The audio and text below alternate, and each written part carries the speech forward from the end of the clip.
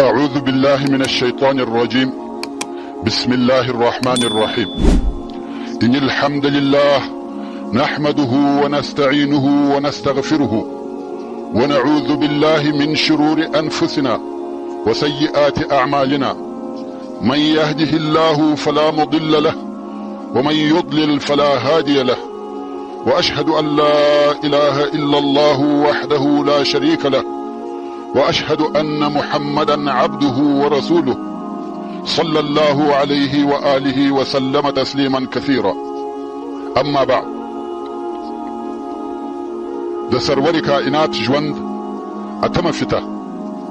السلام عليكم ورحمة الله وبركاته. محترم ورونو، په تیره اومه پته کې موږ هغه موضوع بیانول چې د قریشو مشران ورسول الله صلی الله علیه و آله وسلم ته راټول سوي وه، او د معجزو غوښتنه یې ځینې کول، او ورته ویل یې تر تا د مخه ټولو انبیاوو و خپلو قومو ته معجزې راوړي دي، او تا موږ ته معجزه نه ده راوړې. رسول الله صلی الله علیه و آله وسلم وفرمایل ما تاسې ته د رب عز وجل کلام راوړی دی. کفار ویل یا که ته غواړې چې موږ ستا دین ته داخل سو، نو تا ته دا معلومه ده چې زموږ مځکه د هر چا تر وطن تنګه ده، شاوخوا غرونه را باندې راګرځېدلي دي، او اوبه هم هیڅ نه لرو، اقتصادي حالت مو ډېر تنګ دی. نو دې د خپل هغه رب څخه وغواړه چې ته په دغه رسالت رالیږلی یې چې دغه غرونه راڅخه لرې کړي، او موږ ته داسې ولې او چینې وبهوي لکه د شام او عراق ولې، چې د هغه په واسطه موږ ته باغونه، زراعت او واښه شنه سي، او الله مو غنیان کړي، نو موږ به هم ستا څخه یوه فایده ووینو. رسول الله صلی الله علیه و آله وسلم وفرمایل دا د الله جل جلاله کار دی، که خوښه و در بیکي او که نه و خوښه نه درکوي. کفار ویل یا محمد داسې نه کیږي، که ته دا نسې کولی موږ ته زموږ مړه پلرونه او نیکهګان را ژوندي کړه. ښه دی چې موږ خپل پلرونه او نیکهګان ووینو، او د هغو په جمله کې به قصی ابن کلاب هم وي.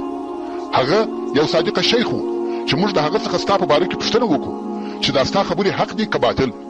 رسول الله صلی الله علیه و آله وسلم وفرمایل مړي الله را ژوندي کوي، زه مړي نسم را ژوندي کولی. قریش ویل ګوره هیڅ نسې کولی. بیا هم ته وایه چې تا ته ملایکې راځي، موږ غواړو چې دغه ملایکې ووینو، ځانونه دې راښکاره کړي، د هغو په لیدلو به موږ ستا تصدیق وکړو. رسول الله صلی الله علیه و آله وسلم وفرمایل تاسې د ملایکو د لیدلو توان او طاقت نه لرئ، او دا هم د الله جل جلاله کار دی، کې اراده وه در ښکاره دې کړي، او کې اراده نه وه نسئ لیدلی. کفار ویل یو کار دې هم ونه کړي، او دا چې ته غواړې چې موږ ستا متابعت وکړو، حال دا چې ته غریب یې، خلق د غریبانو متابعت نه کوي. نو که ته غواړې چې موږ ستا متابعت وکړو، د خپل رب څخه وغواړه چې باغونه او قصرونه، مریان او مالونه درکړي. کوم وخت چې ته نسوې بیا حق لرې چې خلق ستا متابعت وکړي. رسول الله صلی الله علیه و آله وسلم وفرمایل د الله جل جلاله رسالت او نبوت بلکې ټول فضیلتونه په غنا پورې تعلق نه لري. مال سړی و الله ته نه نږدې کوي، بلکې تقوا او وحی دی چې انسان او رب سره نږدې کوي. نه زه دا کار کوم او نه زه هغه څوک یم چې د خپل رب څخه دغه شیان غواړي. کفار ویل ښه اوس خو دې زموږ د غوښتنو سره برابر یو کار هم ونه کوي، او ته همیشه موږ د الله په عذاب بیروې. نو اوس موږ و دغه عذاب ته تیار او آماده یو. اسمان را باندې ونړوه، ټوټه ټوټه یې کړه، را باندې را واچوه چې موږ ستا عذاب ووینو، چې دا دې په وسه پوره دی که یا. رسول الله صلی الله علیه و آله وسلم وفرمایل دا هم د الله جل جلاله په اراده پورې تعلق لري. دلته نو قریش ورته وویل والله ته کاذب یې، هیڅ شی دې په وسه نه دی پوره، بلکې ستا استاد یو نفر دی چې نوم یې رحمان دی، او په یمامه کې اوسیږي.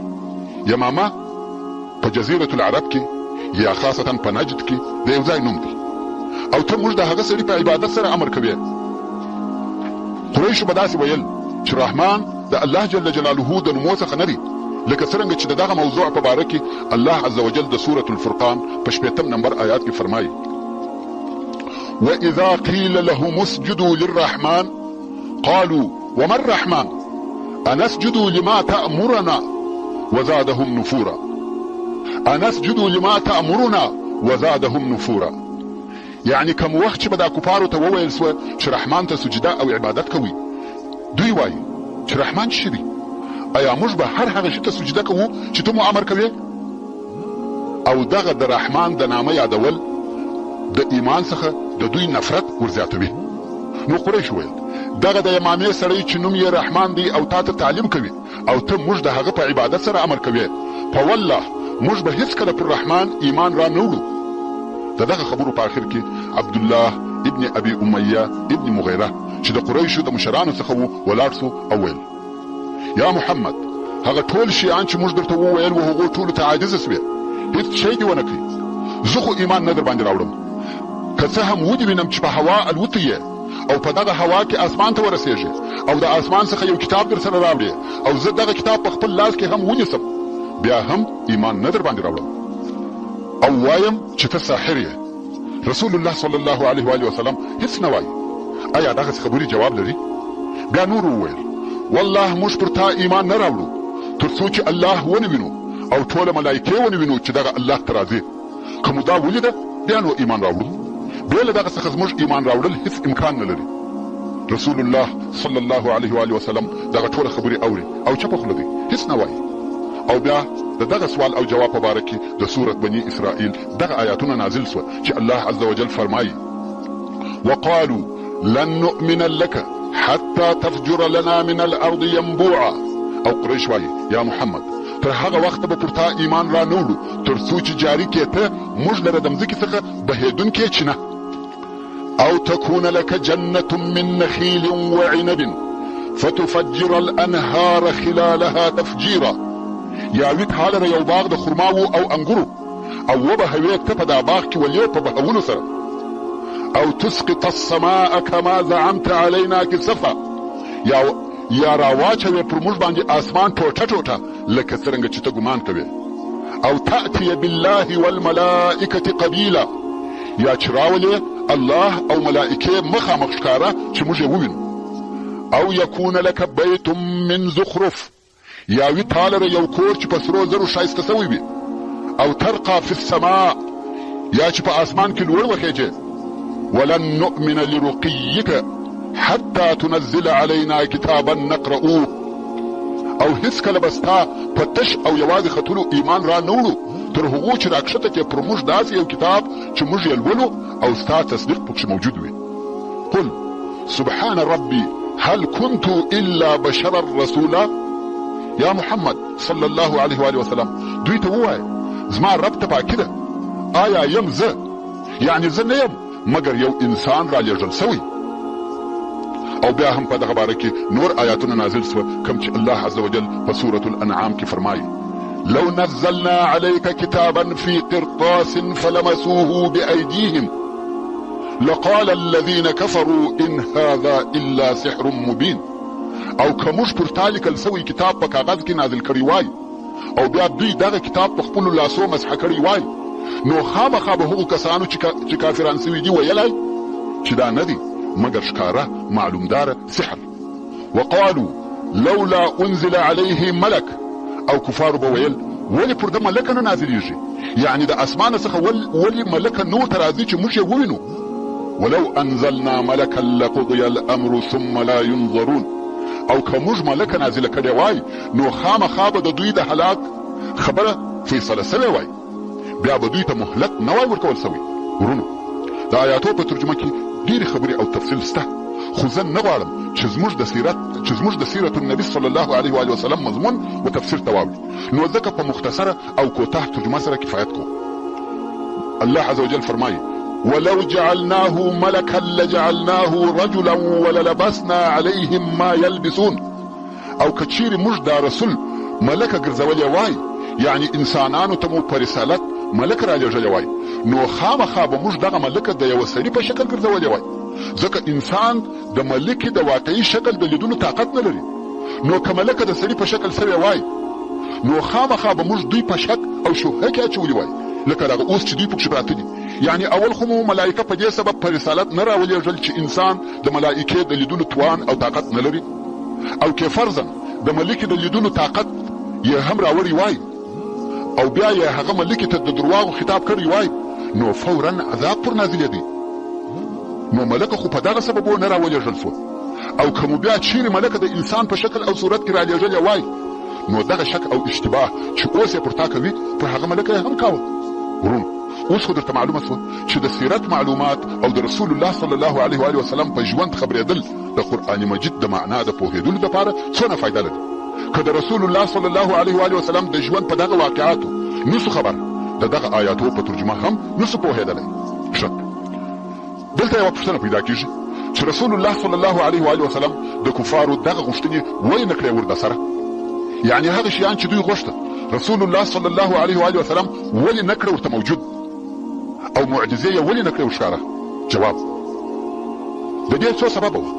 اول، هغه انبیا علیهم السلام چې د رسول الله صلی الله علیه و وسلم د مخه وه، آیا هغو خپلو قومو ته معجزې نه کړې ورښکاره؟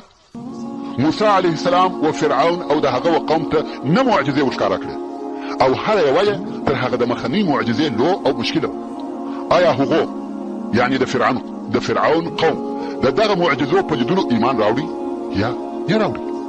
د قریشو د معجزو غوښتنه د ایمان راوړلو دپاره نه وه، بلکې جدل او کج بحثي وه. آیا عیسی علیه السلام معجزې نه راوړې؟ راوړې، مګر قوم یې ایمان نه راوړي. نو الله عز وجل په قرآن مجید کې دا هم ذکر کړی دي چې دا د دوی غوښتنه یې ولې نه کړه ورپوره. الله عز وجل د سورة بني اسرائیل په 59 نمبر آیات کې فرمایي: وما منعنا ان نرسل بالآیات الا ان كذب بها الاولون. او موږ هیڅ شي د دې څخه نه یو منع کړي چې د دوی د غوښتنې معجزې ورولېږو، بې له دې څخه چې پخوانیو کفارو د معجزو تکذیب کړی و، بیا نو موږ هلاک کړو. یعنی که اوس موږ د دوی د غوښتنې معجزې ورکو او دوی ایمان نه راوړي، دوی هم هلاکېږي. وآتینا ثمود الناقة مبصرة فظلموا بها. او ورکړې مو وه د سمودیانو قوم ته اوښه ښکاره معجزه، نو سمودیانو پر خپلو ځانو د هغې په زخمي کولو او وژلو ظلم وکړي. وما نرسل بالآیات الا تخویفا. او نه لیږو موږ دغه فرمایشي معجزې مګر د بیرولو دپاره یې لیږو. الله عز وجل د صالح علیه السلام و قوم ته د معجزې په شکل اوښه ورکړه چې ټولو په سترګو ولیده چې لو غټه او قوي اوښه د مځکې یا ډبرې څخه راوځي، بیا یې هم ایمان نه راوړي. حتی هغه د معجزې اوښه یې زخمي او مړه کړه.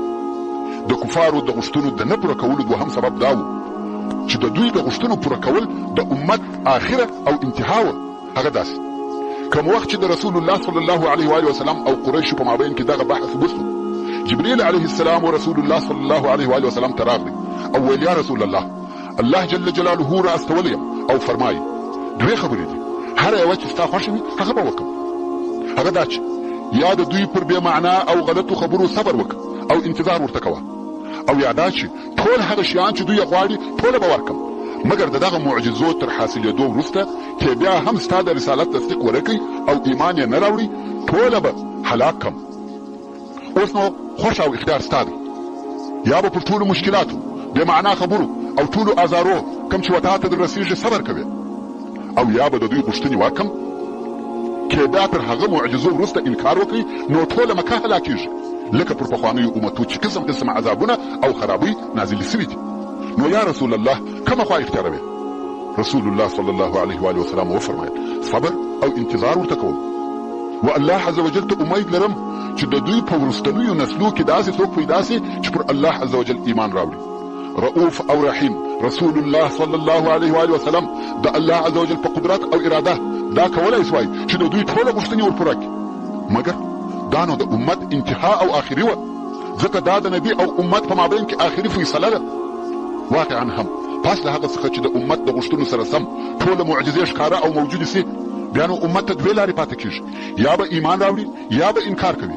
کې انکار وکړي الهي عذاب پر نازلېږي چې په دغه عذاب سره هغه قوم و انتها او آخر ته رسېږي. نو رسول الله صلی الله علیه و وسلم دا نه غوښته چې د دوی سره و آخري فیصلې ته ورسېږي. ویل که په دوی کې فایده نسته و اولادو ته یې امید سته، شاید په هغو مسلمانان پیدا سي. او واقعا هم داسې سوه، حتی د ابو جهل زوی مسلمان سو. په همدې سبب رسول الله صلی الله علیه و وسلم د صبر کولو او انتظار خوا اختیار کړ. اوس نو ابو طالب د بني هاشم او بني عبدالمطلب یوه ټولنه جوړوي. ورو که څه هم د حمزه رضی الله تعالی عنه او عمر بن الخطاب رضی الله تعالی عنه اسلام د رسول الله صلی الله علیه و وسلم او مسلمانانو په وضع کې تغییر راوستلی و او حالاتو فرق کړی و، مګر د ابو طالب په زړه کې بیا هم د مشرکانو څخه پر خپل وراره بیره موجوده وه. د ده هغه تېرې سوي واقعې په یاد وي چې یو وار مشرکانو ورته ویل د وراره څخه دې لاس واخلي او بیا یې ویل وراره دې په عماره ابن الولید را سره بدل کړه چې موږ یې ووژنو او بیا ابو جهل د ده د وراره د وژلو په نیت هغه لویه ډبره ور واخیسته او عقبه ابن ابي معيط د ده وراره د سجدې په وخت کې په پټو سره تر داسې اندازې خفه کړي چې قریبه وه چې ویې وژني او بیا عمر ابن الخطاب د ده د وراره د وژلو دپاره توره رااخیستې وه ابو طالب په دغو واقعاتو کې فکر کاوه او د هغو څخه د داسې شر بوی راپورته کېدی چې د ده زړه به ورېږداوه او دا د ده سره ثابته وه چې مشرکان د ده د وراره په باره کې د ده سره غدر او خیانت کوي او د ده د وراره د وژلو قصد او اراده لري او که یو د مشرکانو څخه د ده پر وراره یوه ناګهاني حمله وکړي او ویې وژني هلته نو حمزه او عمر یا بل څوک کومه فایده نسي رسولی دا فکرونه د ابو طالب په زړه او دماغ کې په یقیني ډول سره ورګرځېدل او دا ټوله حق وه ځکه واقعا مشرکانو پر دې اتفاق کړی و چې رسول الله صلی الله علیه و وسلم په ښکاره سره ووژني او دغه د مشرکانو اتفاق ته د الله عز وجل په دې قول کې اشاره ده کوم چې د سورة الزخرف په 9 نمبر آیات کې فرمایي ام ابرموا امرا فانا مبرمون یعنی کفارو د رسول الله صلی الله علیه و وسلم په خلاف یو کار جوړ کړی او محکم کړی دی او موږ هم د خپل تدبیر محکم کوونکي یو نو ابو طالب دغه افکارو په مقابل کې څه وکړه خپله کورنۍ چې د هاشم او مطلب اولاده وه سره راټول کړه هاشم او مطلب دوه ورونه دي چې د عبدمناف زامن او ودغه کورنیو ته وویل موږ او تاسې په ټولو باید د محمد صلی الله علیه و وسلم ساتنه وکړو او مشرکانو ته دا موقع ور نکړو چې دته کم آزار او تکلیف ورسوي دې خلقو ټولو که مسلمانان و که کفار د هغه عربي جوار یا قومي ساتنې په سبب دا غوښتنه ومنل بې له ابولهب څخه چې هغه د نورو قریشو پر طرف سو او نورو ټولو په اتفاق سره د محمد صلی الله علیه و وسلم د ساتنې او حفاظت ذمواري پر ځان قبوله کړه اوس نو تر 4 هفتو په لږه یا کمه موده کې مشرکانو ته 4 لوی حادثې پیښې شوې اول د قریشو شریف او قوي پهلوان حمزه رضی الله تعالی عنه مسلمان سو دوهم عمر ابن الخطاب چې معرفي کولو ته ضرورت نشته مسلمان سو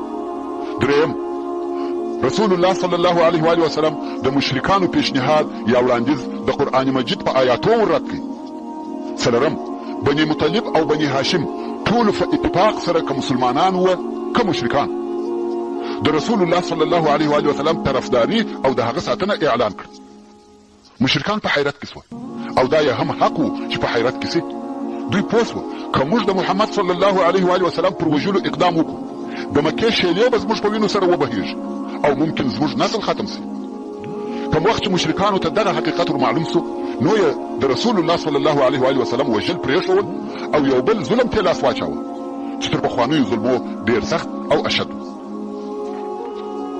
د قریشو یوه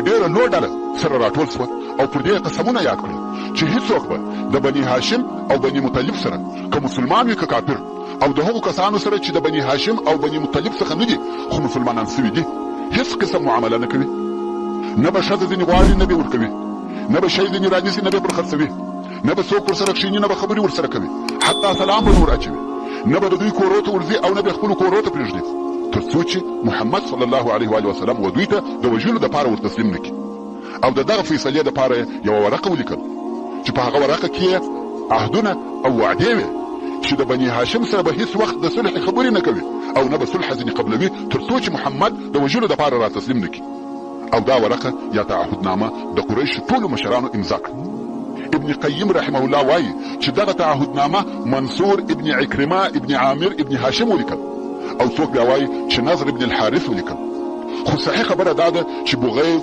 ابن عامر ابن هاشم ولیکل او رسول الله صلی الله علیه و وسلم شرع ورته وکړه او لاس یې شل سو د دغه تعهدنامې یا مقاطعنامې په سر کې داسې ولیکل سوه بسمک اللهم او بیا د تعهدنامې نورې مادې ولیکل سوې چې پکښې لیکل سوي وه هیڅوک به د بني هاشم او بني مطلب او نورو هغه کسانو سره چې مسلمانان سوي دي د رانیولو او خرڅولو معامله نه کوي نه به شی ځینې رانیسي او نه به پر خرڅوي نه به ښځه ځینې غواړي نه به ورکوي او دوی ته به هم اجازه نه ورکول کېږي چې خوراکي مواد د مکې مکرمې د باندې څخه رانیسي نه به څوک خبرې ورسره کوي او نه به یې کورو ته پرېږدي.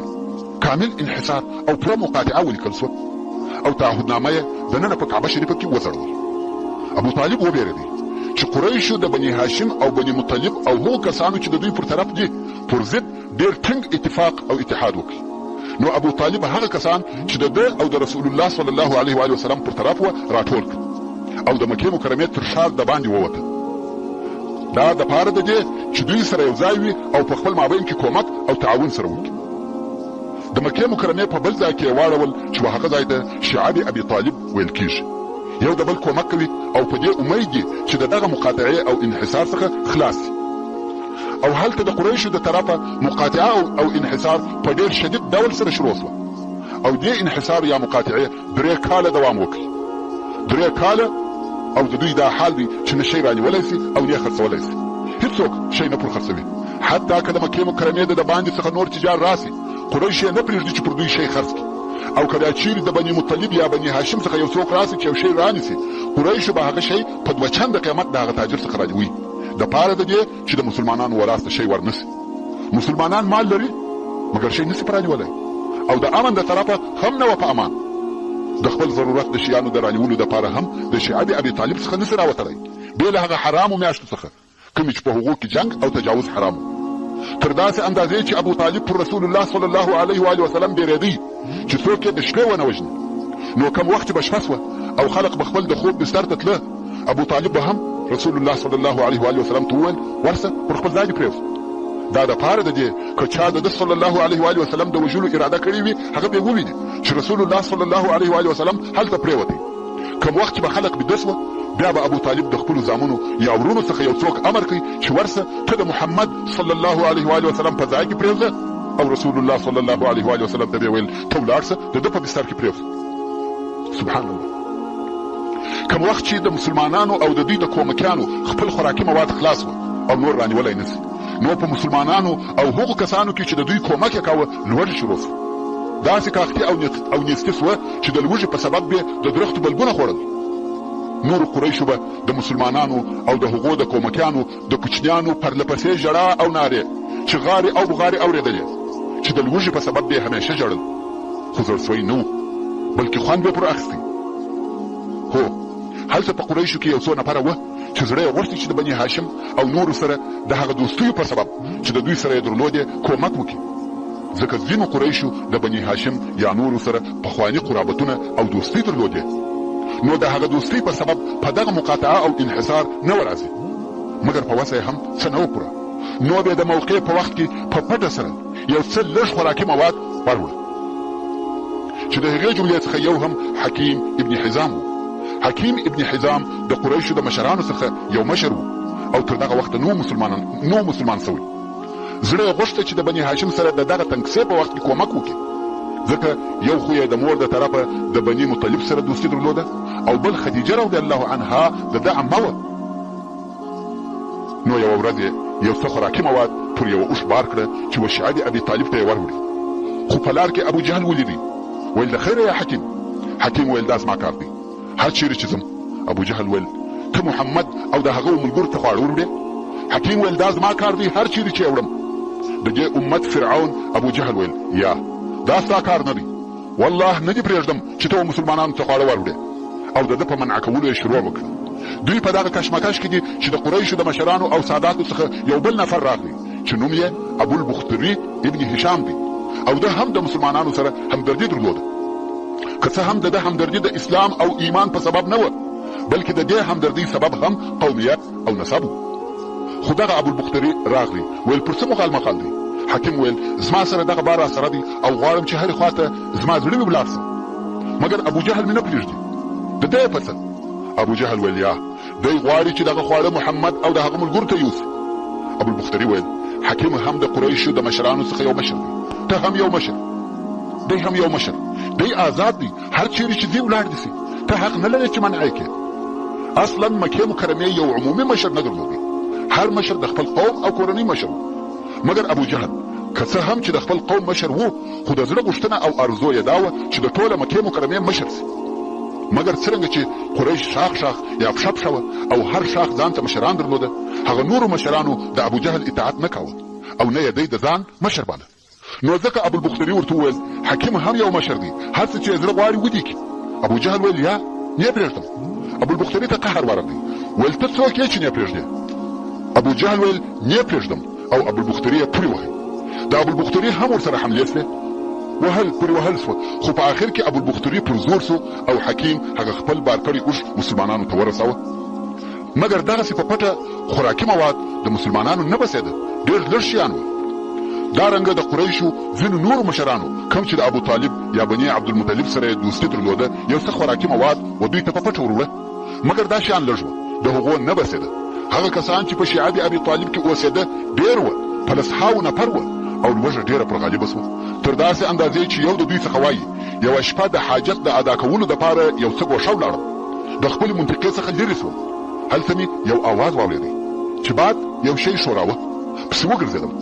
د مړه اوښ د پوست یو څه حصه مې پیدا کړ. دغه پوست مې راواخیستی، پرې مې ولي او بیا مې ویشاوه او ومې خوړ. تاسې فکر وکړئ چې یو انسان د لوږې د لاسه ودې حال ته رسېږي چې د مړه اوښ پوست او د درختې بلګونه خوري. هغه هم یوه ورځ نه بلکې په کلو یې دا حال وي. دا څونه سخت ژوند دی. مګر مسلمانان حتی هغه کسان چې د دوی سره قرابت درلودي د دوی د اسلام په سبب 3 کاله پرله پسې دغه لوږه وګالل. 3 کاله یې پر لوږه سربیره د خپلو کوچنیو اولادو ژړاوې چې د لوږې د لاسه به ژړل تحمل کولې او زغملې. دا هم د مسلمانانو د صبر امتحان و، خو مسلمانانو پر دغه حال صبر وکړي او په امتحان کې کامیاب شو. پوره 3 کاله پر دغه حال تیر شو، څو د بعثت د 10م کال د محرم په میاشت کې دغه تعهدنامه او انحصار مات شو. د هغه د ماتېدو سبب دا و چې په قریشو کې ځینې کسان په دغه تعهد او انحصار راضي وو او ځینې یې ناراض. نو هغه کسان چې په دغه انحصار نه و راضي هغو د دغه تعهدنامې د ماتېدو دپاره کوښښ وکړي. هشام ابن عمر چې د قریشو د مشرانو څخه و او د شپې به یې په پټه یو څه خواړه و بني هاشم ته ورسول او د هغو پر دغه بد حال زهیر او پریشانه و. فکر وکړئ چې د قریشو دغه د ظلم ورقه او تعهدنامه چې نوشته سوې ده څنګه د بینه یوسي او دغه مقاطعه څنګه پای ته ورسیږي. د دې کار دپاره یې عزم وکړي چې دا مقاطعه باید لرې او پای ته ورسیږي. نو زهیر ابن ابي امیه المخزومي ته ورغی چې د هغه مور عاتکه بنت عبدالمطلب وه. نو یې ورته وویل یا زهیر آیا ته راضي یې چې ته خواړه وخورې او اوبه وڅښې او ستا د ماماګانو دې هغه حال وي چې ته په خبر یې؟ زهیر ویل یا نه یم راضي. هشام ویل هو باید په راضي هم نسو. 3 کاله کېږي چې دغه خلق په لوږه اخته دي. موږ یې د شپې او ورځې د کوچنیانو ژړاوې اورو چې د لوږې ژاړي او بیا هم چپ یو. دا خلق زموږ قوم، زموږ وینه او زموږ ځان دي. زهیر ویل نو څنګه وکم؟ قریشو دا اتفاق کړی دی. هشام ویل زه غواړم چې دغه ورقه د بینه یوسم. زهیر ویل زه او ته 2 نفر یو، دا کار مو په وسه نه دی پوره، بې له ما او تا څخه بل څوک هم شته چې د دغه مقاطعې مخالفه وي؟ هشام ویل یا فقط زه او ته یو. زهیر ویل 3 نفر هم راته پکار دی. نو هشام و مطعم ابن عدي ته ورغلی و هغه ته د بني هاشم او بني مطلب دوستي او قرابتونه ور یاد کړه او ویل دا ښه کار نه دی چې ته په دغه ظلم کې د قریشو پر طرف یې.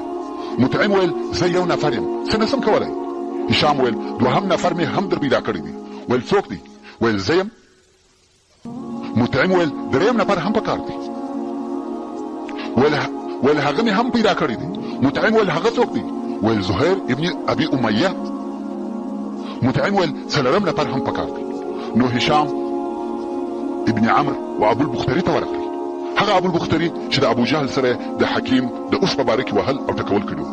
هشام پوهېدی چې ابوالبختري پر بني هاشم مهربانه دی و هغه ته هم هغه خبرې وکړې چې مطعم ته یې کړې وې. ابوالبختري ویل آیا بل څوک هم شته چې په دغه کار کې زموږ کومک وکړي؟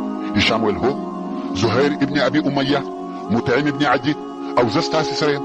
ابوالبختري ویل 5 نفر ته هم ضرورت شته چې 5 قوت به مو زیات شي. هشام و زمعاء ابن الاسود ابن مطلب ته ورغلی. د هغه سره خبرې وکړې، د بني هاشم قرابتونه یې ور یاد کړه، د هغو حقوق یې ورته بیان کړه او ویل ته په دغه حالت راضي یې چې قوم دې د لوږې مري؟ زمعه ویل آیا دغه کار ته چې ته ما وربولې بل څوک هم را سره شته؟ هشام ویل هو. د هغه نورو ملګرو نومونه یې ور یاد کړه. زمعه ویل هو. اوس صحیح ده، دا 5 نفره په حجون کې چې د یو ځای نوم دی سره یو ځای شول او د دغه صحیفې یا تعهدنامې د ماتولو دپاره یې عهد او وعده وکړه. زهیر ویل اول زه شروع کوم، یعنی اول هغه څوک چې د قریشو په حضور په دغه باره کې خبرې کوي هغه زه یم شپه تېره شوه. په سهار کې د قریشو مشران او سرداران او نور قریش د کعبې شریفې پر شاوخوا د خپلو مجلسو په ځایو کې ناست چې زهیر د کوره راووتی، ښه او ګران قیمته لباس یې اغوستی دی. پر کعبه شریفه یې اووه واره طواف وکړي او بیا یې خلقو ته مخ راواړوه. ویل یا اهل مکه، آیا موږ خواړه خورو، کالي اغوندو او بني هاشم هلاکیږي، نه شی پر خرڅیږي او نه ځینې رانیول کیږي؟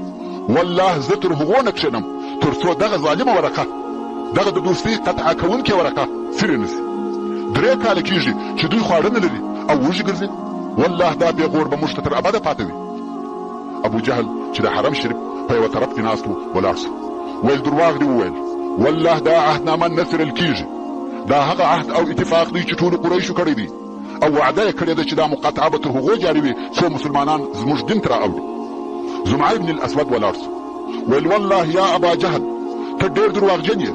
موږ په دې عهدنامه د هغې د لیکلو په وخت کې هم نه راځي او دا باید څرې سي. ابو جهل وایي والله نه څرل کیږي. ابو البختري ولاړ شو. ویل زمعه رښتیا وایي، موږ نه په دغه عهدنامه راضي یو او نه منو. ابو جهل غواړي چې د ابو البختري جواب وایي چې مطعم ابن عدي ولاړ شو. ویل تاسو رښتیا وایاست او هر څوک چې د دغه مخالفه خبرې کوي هغه درواغ وایي. موږ د الله په حضور کې د دغه عهدنامې او کم څه چې پکښې لیکل سوي دي بري او بېزاره یو. ابو جهل د دغه جواب ته ځان جوړاوه چې هشام ابن عمرو ولاړ شو او د دغه قسم خبرې یې وکړې. اوس نو کم څوک چې دا حالت ویني یو د 5 په مقابل کې دلایل وایي. ابو جهل وایي دا عهد باید نسي مات او مقاطعه باید نوره هم دوام وکړي. مګر دوی 5 دي، که څه هم بل څوک د دوی پر طرف نسته، خو دا 5 منظم او د مخه پلان جوړ کړی دی. 5 منظم نفر کولای سي چې پر 500 غیر منظمو نفرو غالب سي. ابو جهل عاجزه پاته شو. ویل دا پلان د شپې لا جوړ شوی دی، بې له دغه ځایه په بل ځای کې مشورې سوي دي. د دغه خبرو په وخت کې ابو طالب د حرم شریف په یوه طرف کې ناست او دا خبرې اوري. ابو طالب ولې او د چیش لپاره دلته راغلی و؟ هغه خو په دې موضوعاتو نه و خبر. د هغه د راتلو سبب بل شی و. هغه دا چې الله عز وجل خپل رسول صلی الله علیه و وسلم ته د دغه صحیفې یا ورقې په باره کې معلومات ورکړل چې په هغه عهدنامه کې ټول هغه ځایونه چې په هغه کې ظلم او د صلې رحمې قطع کېدل لیکل سوي دي هغه ټول وینو خوړلي دي، بې له هغه ځایو څخه چې په هغه کې د الله جل جلاله نوم لیکل سوی دی. رسول الله صلی الله علیه و وسلم دغه خبر وخپل اکا ابو طالب ته وویل. ابو طالب ورته وویل آیا ستا رب ته په دغه خبر کړی یې؟ رسول الله صلی الله علیه و وسلم ویل هو. او اوس ابو طالب د یو څو نفرو سره راغلی دی چې دغه خبر و قریشو ته ووایي. د مخه تر دغه مناظرې او مناقشې ابو طالب و قریشو ته دا خبر ووایه چې زما وراره دغسې او دغسې راته ویلي دي او هغه هېڅکله درواغ نه وایي. اوس تاسې وګورئ که خبره داسې وه لکه هغه چې وایي نو ویښ سي او د دغه خپلې بدې رایې څخه تېر سي. په والله تر هغو بیا نکو در تسلیم چې یو نفر مو پاته وي او که هغه خلاف ویلي وه زه به تاسې او دی سره پرېږدم. بیا نو څه چې مو خوښه وي هغه ورسره وکړئ. قریش ویل ښه او د انصاف خبره دې وکړه. خو په دغه وخت کې دغه بله خبره شروع سوه. پس له هغه څخه چې د هغه 5 نفرو او ابو جهل په مابین کې هغه سوال او جواب وسو، مطعم ابن عدي و کعبې شریفې ته ننوتی چې هغه عهدنامه راواخلي او څرې کړي. ویلي ده چې عهدنامه ټوله وینو خوړلې ده، بې له هغه ځایه څخه چې بسمک اللهم او یا بل کم ځای چې د الله جل جلاله نوم لیکل سوی و هغه پر خپل حال پاته وه. نوره ټوله عهدنامه نه وه، وینو خوړلې وه. د دغه وخت څخه دا عهد او اتفاق انحصار او بندیز مات سو. رسول الله صلی الله علیه و وسلم او د ټول ملګري د شیعه ابي طالب څخه راووته او خپل کورو ته ولاړ. خو دلته کفارو د رسول الله صلی الله علیه و وسلم د نبوت د علامو څخه یوه ډېره لویه علامه ولیده چې هغه د عهدنامې په حال خبرېدل وه. مګر لکه څرنګه چې الله عز وجل فرمایي وان يروا آیة يعرضوا ويقولوا سحر مستمر، یعنی که کفار د الهي قدرت یو دلیل وویني مخ ځینې اړوي نه مني او وایي دا سحر دی. دلته یې هم دغه د نبوت لوی دلیل نه ومني او نور یې هم کفر پر کفر زیات سو. دغه مقاطعه او بندیز پس له 3 کاله په دغه شکل سره پای ته ورسېده. مګر دغه موده ډېر سخت او مشکل ژوند و. 3 کاله پرله پسې ټولو مسلمانانو او د دوی دوستانو یا طرفدارانو دغه لوږه او د وړو ماشومانو ژړاوې وزغملې. دا د چیش لپاره ډېره مهمه پوښتنه ده. په معقول او منصف جواب پسې ته وګرځه. د رسول الله صلی الله علیه و وسلم ژوند په دغه ډول تېرېدی.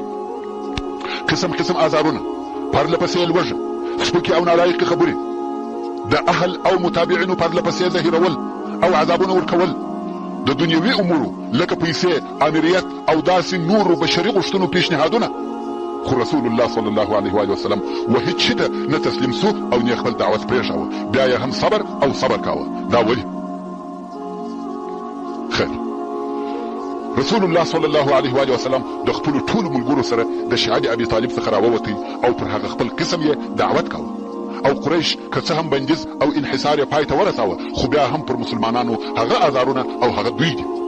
خلق د الله جل جلاله د لارې څخه منع کوي او ابو طالب پر هغه ډول د خپل وراره دفاع او ساتنه کوي. مګر په دغه وخت کې د ابو طالب عمر تر 80 کلو اوښتی و. دغه لوی واقعاتو او غمو چې د کلو راهیسې پرله پسې پر ده تېرېده، خاصتا دغه بندیز او انحصار ډېر ضعیفه کړی و. هغه پخوانی قوت او شدت یې نه و پاته. د شعب څخه د ده د راوتلو څو میاشتې لا نه وې تېرې سوې چې ډېر سخت مریض سو.